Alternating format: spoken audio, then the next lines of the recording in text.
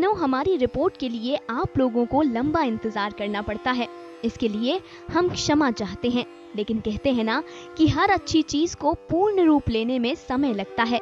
तो चलिए आज की इस रिपोर्ट की शुरुआत करते हैं और वादे अनुसार आज हम गरुड़ पुराण से बेहद दिलचस्प जानकारी आपके लिए ढूंढ कर लाए हैं।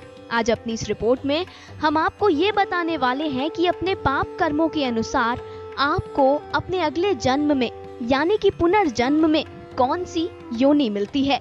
ये बताने से पहले इस बात के निष्कर्ष तक आना जरूरी है कि क्या पुनर्जन्म होता है। जी हाँ, पुनर्जन्म होता है। इस बात को समझने के लिए हम आपको एक उदाहरण देंगे। हम सब मुकेश अंबानी को भली भांति जानते हैं। सोचिए कि मुकेश अंबानी ने धीरूभाई अंबानी के घर जन्म क्यों लिया। ऐसे घर में जन्म क्यों लिया जहां तमाम सुख सुविधाएं थी। किसी रिक्शे वाला या सब्जी वाला के घर में जन्म क्यों नहीं लिया, क्योंकि ये उनके पिछले जन्म के कर्म थे और उन्हीं कर्मों से मुकेश अंबानी का भाग्य जुड़ा था। दूसरा उदाहरण दें तो कोई भी बालक जब पैदा होता है तो पैदा होने पर ही कई बालक किन्नर पैदा हो जाते हैं या फिर कई बालक कुछ दोषों के साथ पैदा होते हैं, जैसे किसी की उंगलियां चिपकी होती हैं या फिर बचपन से ही कोई देखने में असमर्थ होता है। सोचिए कि ऐसा क्यों होता है। बेशक इसके पीछे वैज्ञानिक कारण तो है ही, लेकिन वो बच्चा ही क्यों? इसका उत्तर है उसके पिछले जन्म के कर्म। बता दें कि भविष्य पुराण, गरुड़ पुराण समेत कई पुराणों के अनुसार पुनर्जन्म का विचार 100% सच है। बल्कि भविष्य पुराण तो पांडवों और कौरवों के पुनर्जन्म के बारे में भी बताती है। भविष्य पुराण में लिखा हुआ है कि कैसे पांडव भाइयों ने अलग अलग घरों में अपने अपने कर्मों के अनुसार जन्म लिया था, यानी कि पुनर्जन्म मिथ्या नहीं है। पुराणों में कहा गया है जब तक बच्चा कोख में होता है तब तक उसे सब याद रहता है। उसे पिछला जन्म याद होता है। उसे पता होता है कि उसने पिछले जन्म में क्या क्या पाप किए थे। उसे पता होता है कि पिछले जन्म में उसकी मृत्यु कैसे हुई थी। और जब वो गर्भ से बाहर आता है और प्रकृति की हवा उसे छूती है, तब वो अपने पिछले जन्म को पूरे तरीके से भूल जाता है। पुराणों के अनुसार ये प्रकृति का नियम है। हालांकि कई बार कुछ लोग अपना पिछला जन्म याद होने का दावा भी करते हैं और बकायदा अपने पिछले जन्म की जानकारी भी देते हैं, यानी पुनर्जन्म के विचार में कोई संदेह है ही नहीं। पुराण कहती है कि आपको धरती पर तब तक योनियों में जन्म लेते ही रहना पड़ेगा जब तक आपको मोक्ष नहीं मिलता, जब तक आप कर्म चक्र से बाहर नहीं निकलते। लेकिन यहाँ एक और प्रश्न उठता है, और प्रश्न ये कि जब हम नर्क में सजाएं भोग ही लेते हैं तो पुनर्जन्म में सजाएं क्यों? हमें गरुड़ पुराण में इसका भी उत्तर मिला। गरुड़ पुराण कहती है कि कई बार कुछ जीवात्माओं के कर्म इतने बुरे होते हैं कि उस जीवात्मा को नर्क में दंड तो भोगना ही पड़ता है, लेकिन धरती पर वो जीवात्मा सामाजिक, मानसिक और शारीरिक पीड़ाएं भी उठाती है। जैसे किसी महिला के साथ जघन्य अपराध करने वाली महापापी जीवात्मा किन्नर के रूप में पैदा होती है। इसे पुराणों में कर्म फल सिद्धांत कहा गया है, यानी कि जैसा कर्म वैसा ही फल।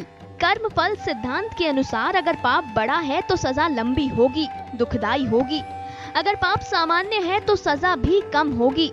सरल भाषा में समझे तो जिस तरीके से हम गणित में जमा भाग करके नतीजा निकालते हैं, ऐसे ही कर्म फल सिद्धांत में पापों को प्लस माइनस करके उसका फाइनल रिजल्ट निकालकर उसी के अनुसार जीवात्मा को फल मिलता है। ये तमाम बातें पुराणों में साफ साफ लिखी हुई हैं।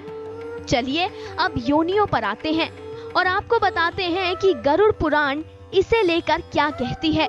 गरुड़ पुराण कहती है कि अपने वफादार मित्र का अपमान करने वाला गधे की योनि भोगता है। गधे का सामान्य जीवन काल 25 से 30 साल का होता है। अब यहाँ आता है कर्म फल सिद्धांत।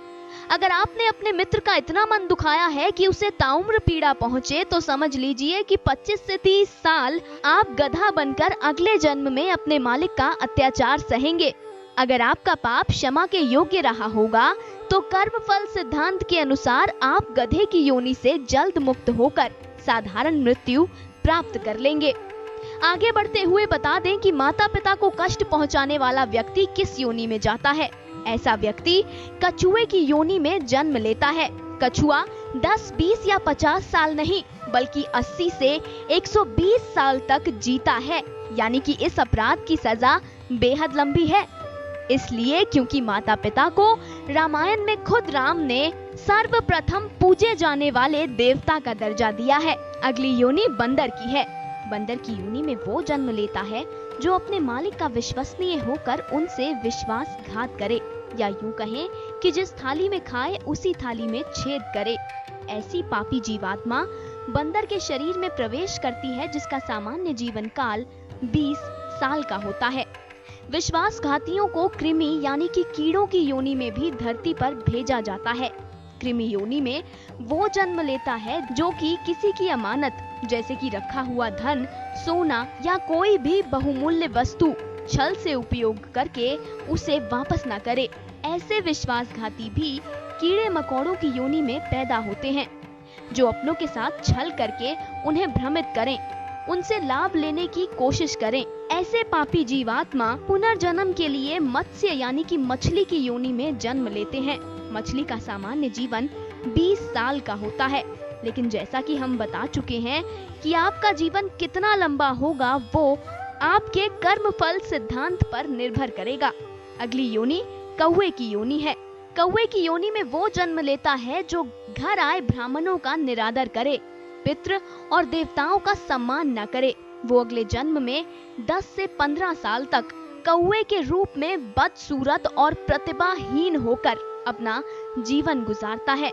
न उन्हें किसी का स्नेह मिलता है, न किसी की प्रशंसा। उन्हें दुत्कारा जाता है और उनसे घृणा की जाती है। वहीं किसी के एहसानों को ना मानने वाला यानी कि कृतघ्न व्यक्ति बिच्छू के रूप में पैदा होता है। दूसरों की निंदा करने वाला, बुरा बर्ताव करने वाला, अपवित्र रहने वाला भी कृमि और कीट के रूप में ही जन्म लेता है। ये ऐसी योनि है जिसमें आप भले ही कितने भी प्रतिभाशाली क्यों न हो, आप में कितना भी हुनर, कितने भी कला से परिपूर्ण आप क्यों न हो, लेकिन आपको सम्मान कभी नहीं मिलता। आपको रोंदा जाता है, कुचला जाता है। उदाहरण स्वरूप चींटी को ही ले लें। चींटी में भी भरपूर हुनर होता है, छोटी होती है लेकिन दृढ़ संकल्पी होती है, गिरती है लेकिन फिर चलती है, जब तक लक्ष्य को ना पाले तब तक नहीं रुकती।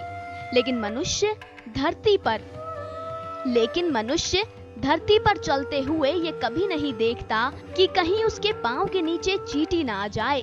चींटी का आकार ही इतना छोटा है, लिहाजा अपने पिछले जन्म में जैसे किसी और के सम्मान को उस जीवात्मा ने पैरों के नीचे रौंदा था, अगले जन्म में उस जीवात्मा के साथ भी ठीक वैसा ही होता है।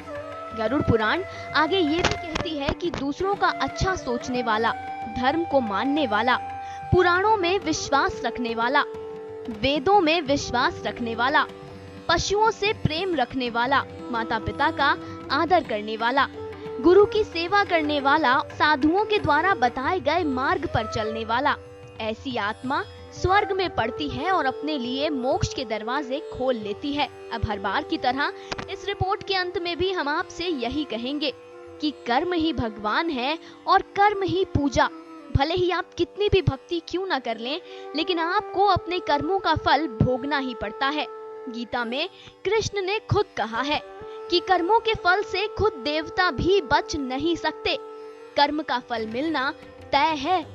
इसीलिए कृष्ण ने गीता में अर्जुन को भी ये उपदेश दिया था कि हे पांडु पुत्र, हे पार्थ, तुम कर्म करो। अगर तुम युद्ध में जीत गए तो तुम पृथ्वी पर राज करोगे, लेकिन अगर तुम युद्ध में हार गए तो तुम्हें स्वर्ग की प्राप्ति होगी। इन्हीं सब बातों के मद्देनजर ही कहा जाता है कि आज जो बोया है कल वही काटोगे। तो चलिए अब इस रिपोर्ट को यहीं समाप्त करते हैं और आपसे इजाजत लेते हैं। तब तक आप कमेंट्स के जरिए हमें बताते रहिए कि आप और किस विषय में दिलचस्पी रखते हैं, ताकि हम आपके पसंद के विषय पर ही रिपोर्ट बना सकें। हमें दीजिए इजाजत, अगली रिपोर्ट में होगी आपसे बात। कथा सागर डेस्क रिपोर्ट। हर अपडेट के लिए सब्सक्राइब करें